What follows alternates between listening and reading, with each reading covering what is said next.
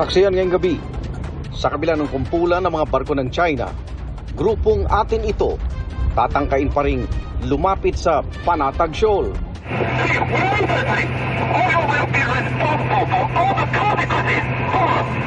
Pilipinas, nagdagdag na rin ng puwersa sa Escoda o Sabina Shoal na pinopostehan din ng mga barko ng China. Bago sa saksi, kambal na batang babae, patay na matrap sa nasusunog na bahay sa Tondo, Maynila. Sa Tondo pa rin, lalaki 2 beses pinaril ng kainuman, patay. Nakakasyok na dagdag singil sa kuryente ngayong buwan, masusundan pa sa Hunyo. Mga Pinoy Gen Z, mas gusto nga bang mag-retire ng maaga? Kaya todo kail sa trabaho ngayon? Alden Richards gusto raw maging personal at pribadong ugnayan nila ni Catherine Bernardo. At sa biyaheng saksi, ang magarbong pista ng pahiyas sa probinsya ng Quezon.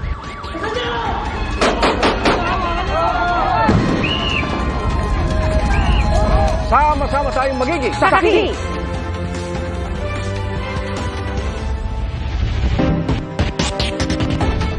Iga, sa mga oras na ito, patuloy ang paglalayag ng grupong Atin Ito para igit ang karapatan ng Pilipinas sa Panatag Shoal na bahagi ng ating exclusive economic zone. Sa pagmamasid ng Philippine Coast Guard, di bababa sa 19 na barko ng China ang nakabantay sa Panatag. Isa sa mga ito, lumapit pa sa bangkang dala ng Atin Ito. Namataan din ang mga barko ng China sa Escoda Shoal na nasa kanluran ng Palawan at bahagi rin ng ating EEZ.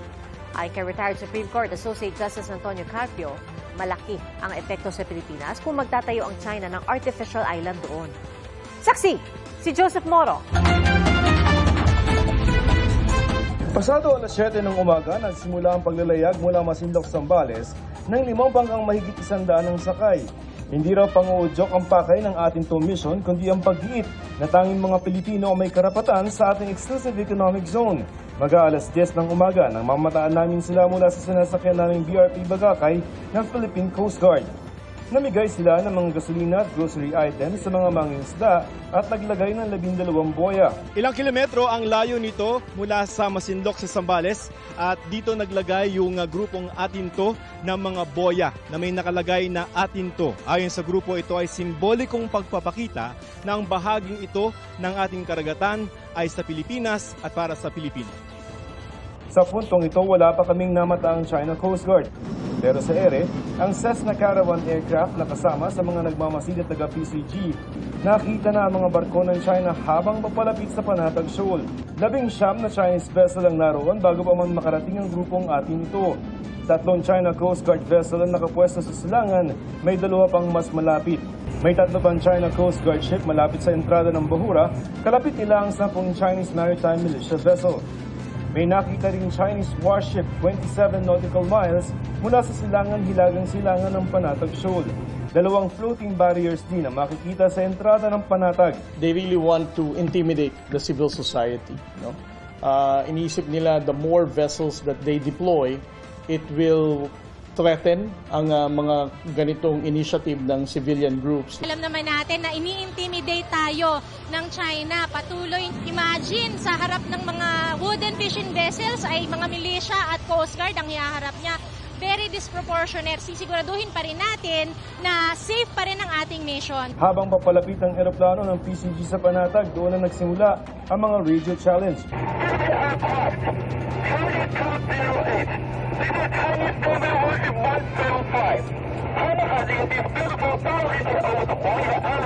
Apat na beses ang radio challenge.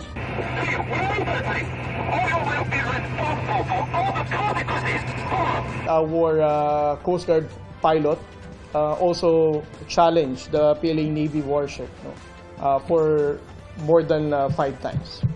Bandang alas 6 ng gabi, kita na rin namin ang mga barko ng China sa panatag. Halos 2 kilometro lamang ang layo ng dalawang barko. Malapit pa lang tayo sa Scarborough Shoal, pero ngayon pa lamang nakikita na natin yung mga Chinese Coast Guard. At ito nga,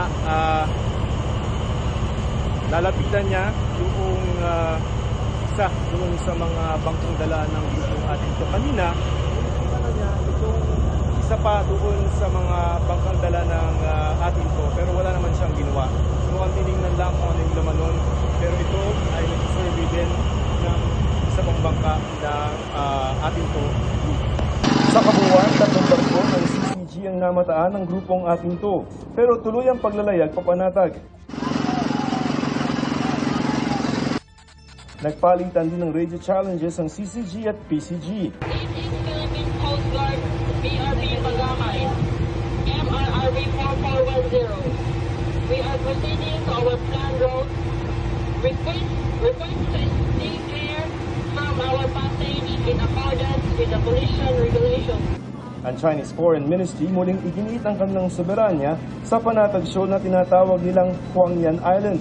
May goodwill arrangements daw ang China noong 2016 para makapangisda ang maliliit na bangka ng Pilipinas malapit doon. Kundi raw susunod ang Pilipinas sa pagtatanggol daw ng China ang kanilang karapatan. Bukod sa Panatag Shoal, pinostehan na rin ng halos 40 barko ng China ang Skoda o Sabina Shoal. Nagpadala na roon ng barkong pandigma ang Philippine Navy. 1 buwan na rin hindi tinatanggal doon ng PCG ang pinakamalaki nilang barko para pigilan ng China na gumawa roon ng isla. Kamakailan na diskubre malapit sa Skoda ang durug-durug na coral na pinaniniwala ang simula ng paggawa ng China ng artificial island. At ang umano'y Chinese divers na galing sa 3 research vessels ng China na tila sinusuri na ang parteng yun ng dagat. Right now, it is the flashpoint because yun nga, doon natin nakita yung China na mag-uumpisa na mag-dredge, no? Mag-create ng artificial islands. Ayon kay retired Supreme Court Associate Justice Antonio Carpio, malaki ang epekto sa Pilipinas kung magtatagumpay ang China na magtayo ng artificial island doon. May outpost sila, pwede nila bantayan 24 hours a day yung Reed Bank. Reed Bank is rich in gas. Ang estimate natin, 2 to 3 times larger than Malampaya. Yung Malampaya supplied us for about 25 years with gas. Yung gas dyan, 2 to 3 times larger. So it could even last up to 75 years. Malapit lamang din ang Skoda Shoal sa Ayungin Shoal kung saan nakasadsad ang BRP Sierra Madre na may mga sundalong Pilipino na hinahatira ng pagkain at ibang supplies. It will be easier for them, no, na tuluyang harangan ang ating resupply operation sa Ayungin. Katabi naman ng Ayungin ang Mischief Reef o Panganiban Reef kung saan may base militar na ang China. Kaya kung makakagawa ang China ng isla sa Skoda Shoal, mapapagitnaanan nila ang Ayungin at BRP Sierra Madre. Sa tingin natin, ginagawa nila is quiet encirclement. And at the same time, para mapalubog din nila yung BRP Sierra Madre na nandun sa Second Thomas Shoal. Hinihingan namin ng pahayagan China pero nauna na nitong itinanggi na nagtatayo ito ng artificial island sa Skoda Shoal. Para sa GMA Integrated News, Joseph Morong ang inyong saksi. Bago sa saksi, kalunos-lunos sa sinapit ng 5 taong gulang na kambal sa sunog sa Tondo, Maynila. Patay ang magkapatid ng matrap sa nasusunog nilang bahay. Saksi si Jamie Santos.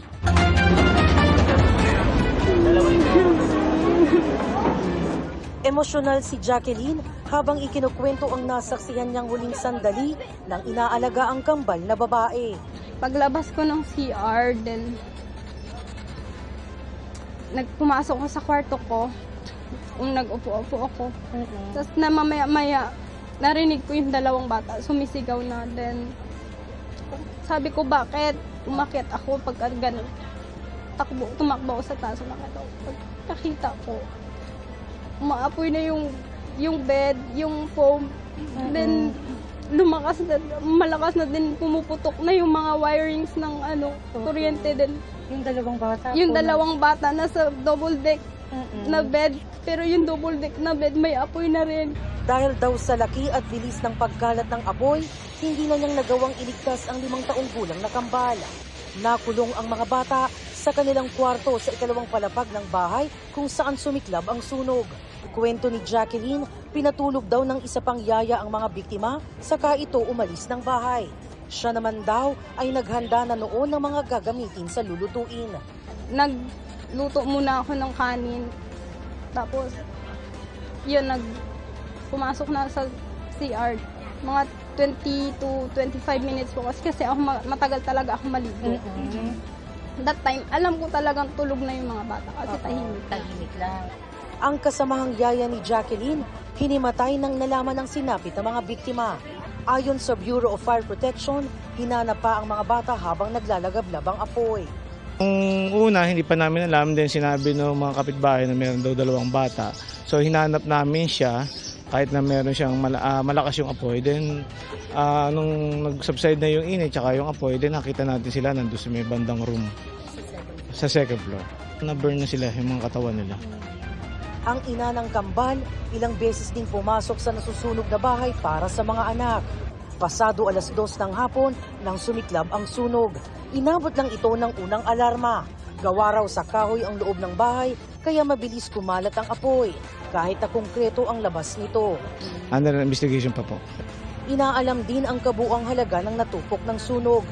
Naapula ang sunog matapos ang halos 1 oras. Dumating naman ang isang pari para basbasan ang katawan ng mga bata habang hinihintay na makuha ng punerarya. Para sa GMA Integrated News, Jamie Santos ang inyong saksi. Sa Tondo pa rin, patay isang lalaki matapos 2 beses barilin ng kanyang kainuman. Tinutugis pang suspect na minsan na rin nakulong dahil sa droga at paglabag sa gun ban. Saksi, si Von Aquino.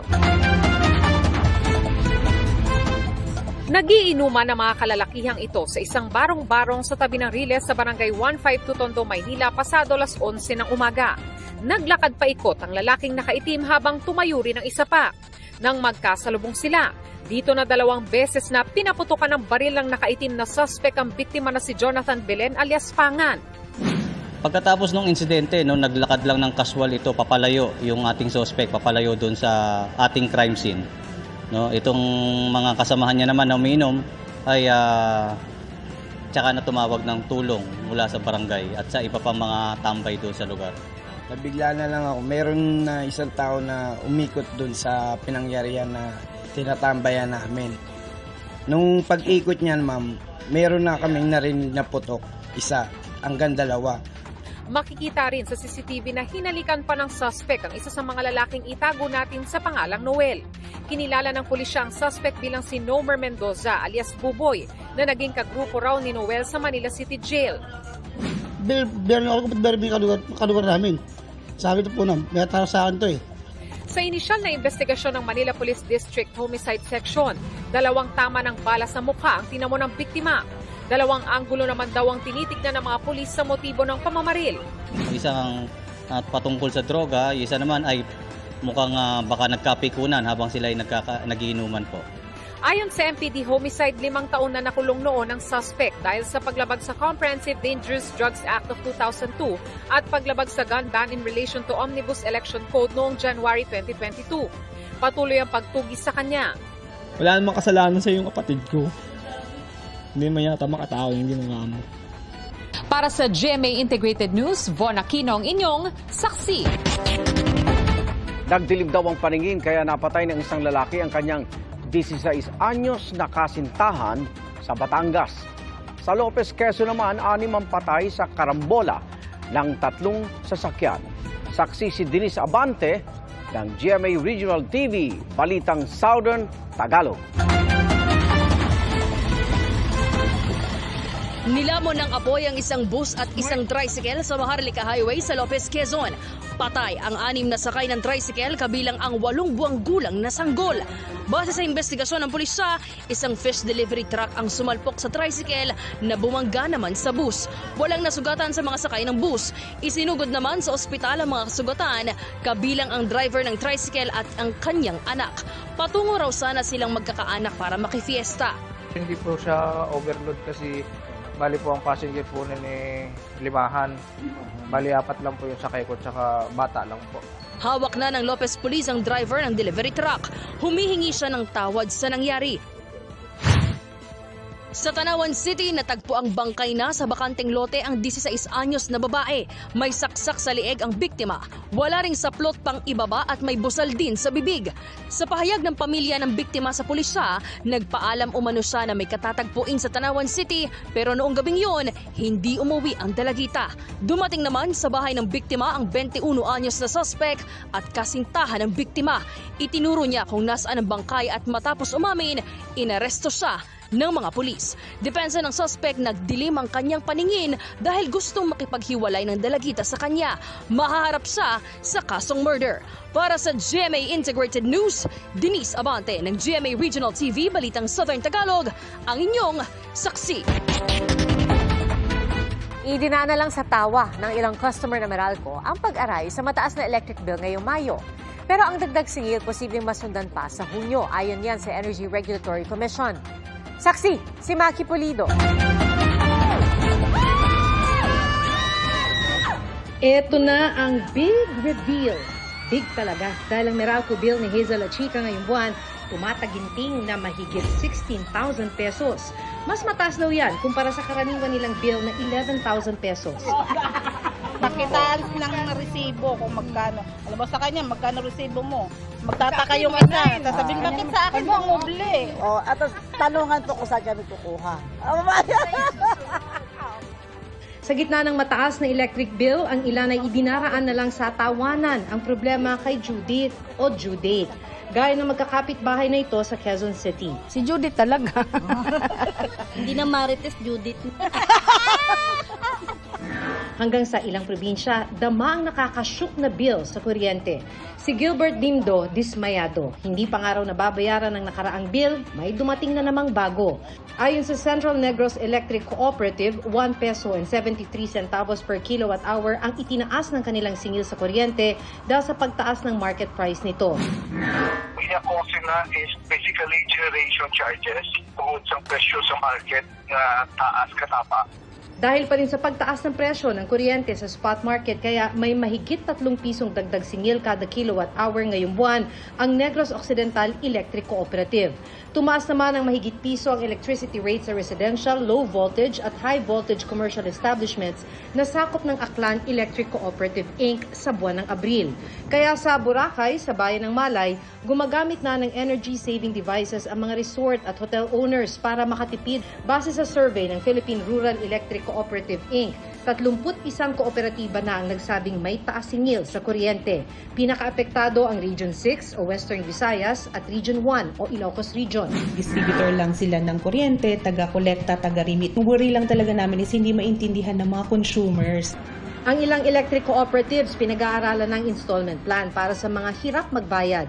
Pero walang ganito nga asahan ang mga Meralco customer. The electricity has been consumed. Ang sa amin kasi is postpaid. You consume first before customers pay. Sa singilan ng kuryente nitong Mayo, tumaas ang transmission charge, taxes at iba pa. Pero pinakamabigat ang generation charge. Ito yung pinambili ng mga distributors tulad ng Meralco at electric cooperatives ng isusupply nilang kuryente. Noong Abril, mahal ang binili nilang kuryente sa Wholesale Electricity Spot Market o WESM. Sumipa ang presyo ng bentahan kasi may mga nasirang planta na nagdulot ng kakulangan ng supply sa panahong maraming gumagamit ng kuryente dahil sa sobrang init. 53% ang itinaas ng bentahan ng kuryente sa Visayas, 11% sa Luzon. Lahat ng ito ipapasa at babayaran ng mga consumer. Pero mukhang hindi pa matatapos sa buwang ito ang taas singil. Pinayagan na ng Energy Regulatory Commission na makasingil ng 30% ang mga planta ng kuryente na nagbenta ng reserve power noong Marso. Sinuspindi noon ng ERC ang bayaran dahil mahal ang bentahan at makakaapekto ito sa generation charge. Humingi muna ang ERC ng paliwanag kung bakit ganon ang presyohan.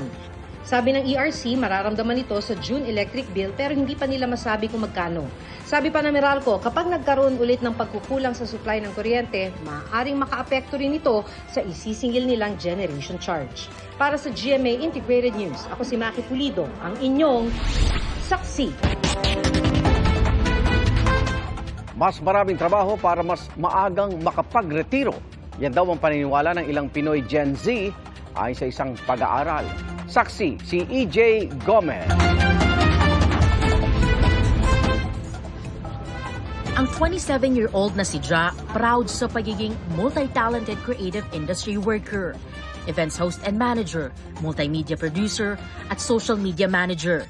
Bigay todo siya sa pag-hustle. So right now, because of having multiple jobs, I was able to invest na and have my first car and also sa properties ko na eventually I want to turn into business. Side hustles din ang diskarte ng baristang si Amy. Nagkaroon din ako dati ng milk tea shop na nakuhaan ko ng source of income ko. Pero mas pinili ko na tulungan yung kuya ko na dun sa bagong business ng kapatid ko.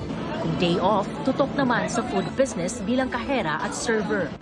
Para kina Ja at Amy, priority ang work at career.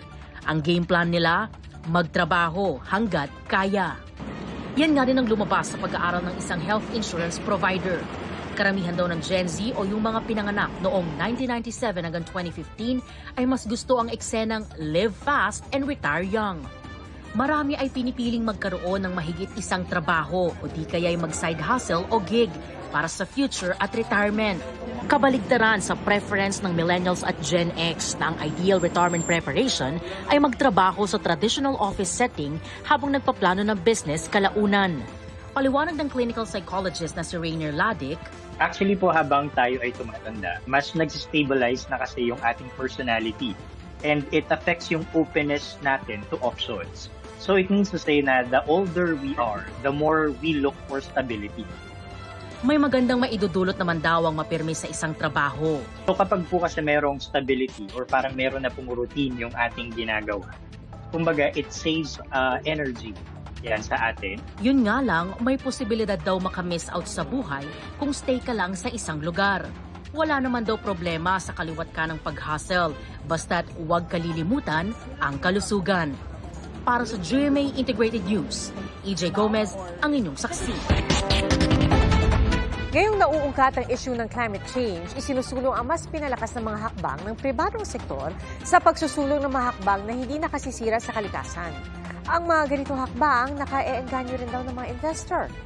Nagbabalik ang saksing si EJ Gomez. Sa panahon ng record-breaking na temperatura sa Pilipinas at iba pang bahagi ng Asia, sabi ng team ng international scientists, ang mainit na panahon lalong tumitindi dahil sa climate change. Ang dagdag na init nila na mula sa paggamit ng langis, gas at coal, nagresulta sa mga insidente ng pagkamatay dahil sa matataas na temperatura.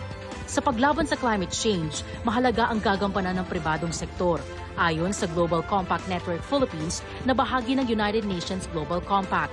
This initiative is really to help out the bigger companies to complete their greenhouse gas emissions by educating, creating awareness, and capacity building for our suppliers or our supply chain. Pang-engganyo rin daw sa mga investor ang pagsusulong ng sustainability ayon sa Securities and Exchange Commission. Simula 2019 hanggang 2022, dumarami ang mga kumpanya nagbibigay sa SEC ng sustainability reports. Investors are actually looking at the company if you have this report. And if you have it, companies will be interested, or investors, financial institutions will be interested to flow money to you. Bilang bahagi ng pagpapaunlad ng environmental, social and governance o ESG landscape sa bansa, ang GCNP nakipag-partner sa isang Singapore-based software company para sa one-stop digital platform na ESGpedia.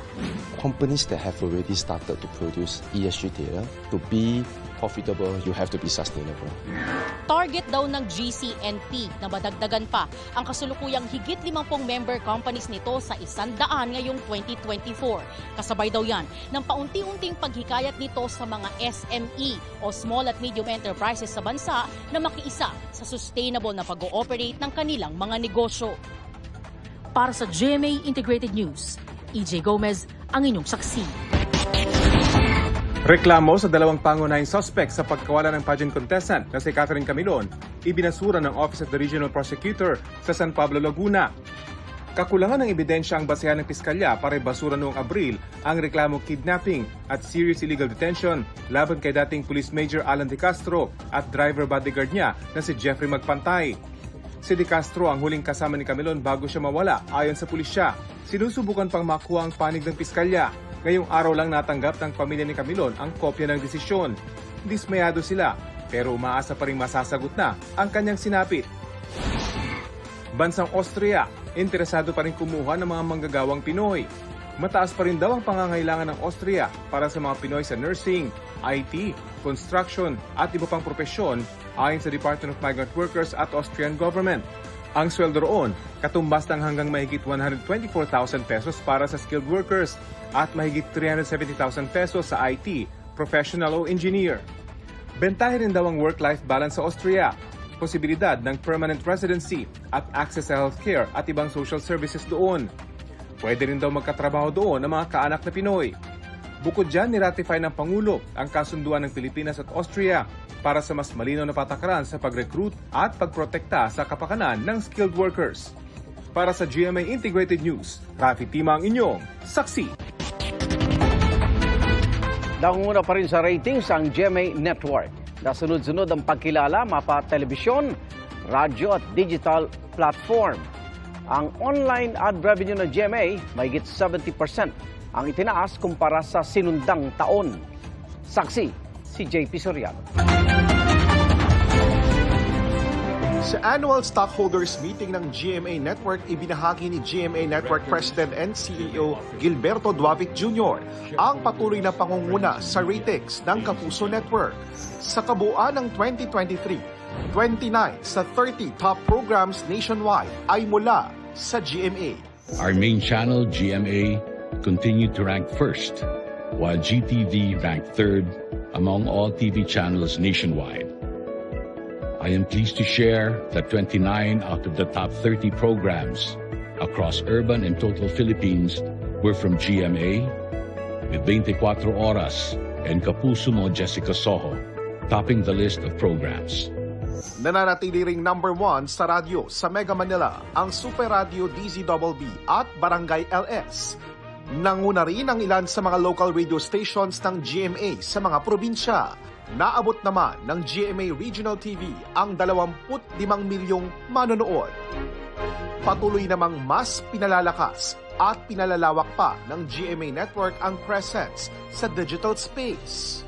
In line with shifting viewer habits, we launched Kapuso Stream in 2023 as a platform to live stream our programs in high definition across multiple internet-enabled devices, complementing our pervasive terrestrial TV reach. Dahil sa mga exclusive at original digital content na ginagawa ng GMA, bukod pa sa mga ipinapalabas sa telebisyon, mas dumami pa ang mga nag-subscribe sa mga social media platforms ng GMA. Patunay nito, tumaas ang digital online ad revenue ng GMA ng 72% year-on-year. Our collective efforts were fruitful. We closed the year with 45.2 billion video views across our social media channels. Our social media subscribers and followers climbed to 345.6 million, and our GMA mobile app downloads reached 3.86 million at year-end. Nitong 2023, bumalik din sa paggawa ng pelikula ang GMA Network, tulad ng 2023 MMFF at MIFF Best Picture winning film na Firefly. We have 5 network productions slated for release in 2024 and early 2025, including 2 already optioned for OTT distribution by a major global streaming service, with 4 more films in the pipeline for co-production in 2024. Big year din ang 2023 at unang bahagi ng 2024 dahil sa iba't ibang collaborations ng GMA sa iba't ibang content producers para sa mga dekalidad na palabas gaya sa YouTube at ABS-CBN. The collaboration between GMA and ABS-CBN with respect to the airing of its showtime was actually preceded by a number of other partnerships, all of which have been very smooth, been characterized by reasonableness, and have benefited all the parties. Having said that, there is no reason not to assume that there may be future collaborations or partnerships in the future. Na-elect naman muli ang Board of Directors ng GMA sa pangunguna ni GMA Chairman Attorney Felipe L. Gozon.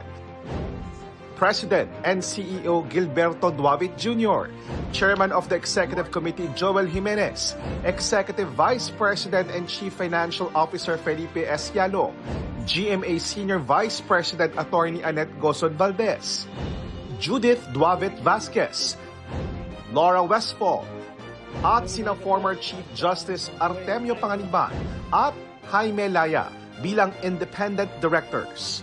Para sa GMA Integrated News, JP Soriano ang inyong saksi. Susunod na, pagtugi sa mga pulis sa lalaking nagnakaw umano ng truck sa Peru. Pinanggigigil ang kontrabida sa K-drama na Penthouse, ikakasal na. At ang makulay na pista sa Quezon na mga gulay at prutas ang palamuti.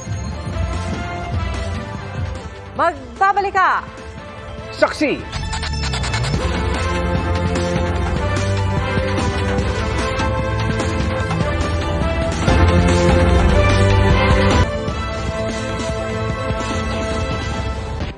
Pagkaiwas sa nakaharang na police mobile, bumangga naman sa isa pang police mobile ang truck na yan sa Lima, Peru. Kahit pinatitigil na ng mga pulis, dali-daling umalis ang truck. Patuloy pang habulan hanggang sa sumalpok ang truck sa poste at nabaril ang driver nito. Ayon sa police report, empleyado ng cargo transport company ang driver ng truck. Lumihis umano siya sa ruta kaya nakatunog ang kanyang mga employer na nagsubong sa mga pulis. Ganito raw ang modus ng mga nagnanakaw ng truck kasabay ng pagpatay ng GPS ng sasakyan.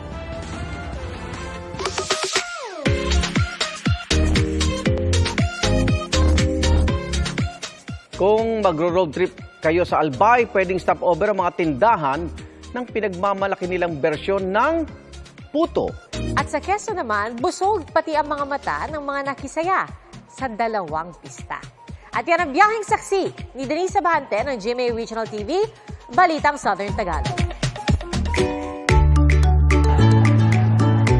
Tarana't makifiesta sa Quezon. Parang may nagsaboy ng sari-saring kulay sa mga kalsada ng Lukban. Pasiklaban ang disenyo ng mga bahay. Di lang feast for the eyes dahil totoong pagkain ang mga palamuti. Gaya ng isang itong hitik sa repolyo, may gumamit ng sayote at may nagmukhang bahay kubo. Parang nakakaingganyang mamitas. Kanya-kanyang pa-picture ang mga namamasyal. May mga nakijoin pa sa sayaw. Ang magarbong pista ng pahiyas, pasasalamat sa masaganang ani at parangal kay San Isidro Labrador, patron ng mga magsasaka.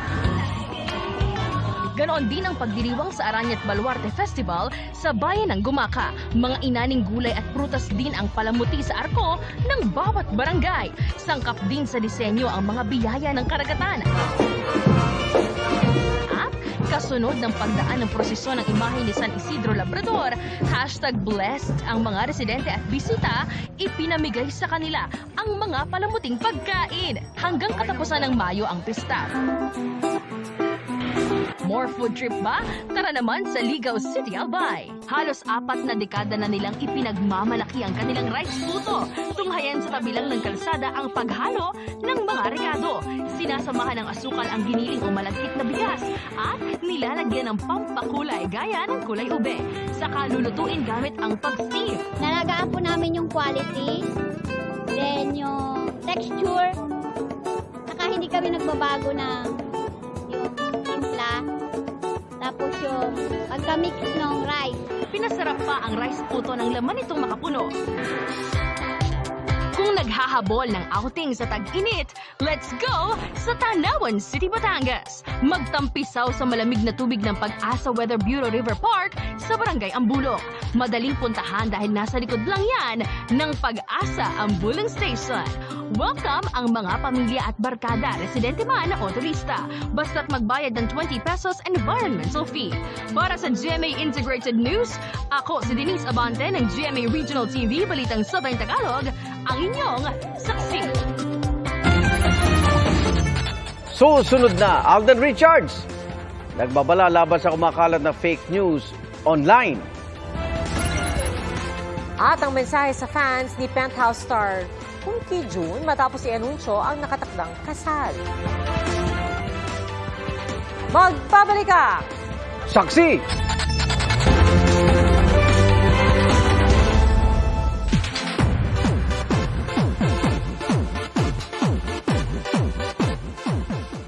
Ikakasal na ang South Korean actor na si Ki-jun na napanood sa hit Korean series na Penthouse. Si Alden Richards naman sinagot ang mga tanong tungkol sa ugnayan nila ni Catherine Bernardo. Saksi si Aubrey Carampel. Kilig overload ang hatid sa fans ng pagkikita ni na Asia's multimedia star Alden Richards at Catherine Bernardo noong weekend. Kinilala sila bilang box office king and queen sa Box Office Entertainment Awards. Sa isang viral video, nakitang inalalayan pa ni Alden si Catherine pababa ng stage. Nang tanungin, matipid ang naging sagot ni Alden. Okay naman, siyempre, parang ako muna tapos siya yung sumunod. Dagdag pa ni Alden, ayaw na muna niyang magsalita hanggat maaari. Gusto raw kasi niyang maging personal at pribado ang ugnayan nila ni Catherine. Nagbabala rin si Alden laban sa mga kumakalat na fake news online tungkol sa kanila ni Catherine at sa dating relasyon ng aktres. Kahit kailan po hindi po ako mag-comment ng kahit anong defamatory words to someone na hindi ko naman masyadong nakakasama. Aniya, maging maingat at mapanuri sa mga nakikita sa social media, lalo na kung hindi official account ng mga artista ang nagpo-post. Kilig din ang bitbit ng mga bagong opa na tiyak na aabangan sa newest global survival search na FanPic. 17 charming and talented aspiring big idols mula sa ilang Asian countries ang sasabak sa singing at dancing challenges para sa pagkakataong mapabilang sa bubuing grupo. Mapapanood sila starting this Thursday, 6 o'clock p.m.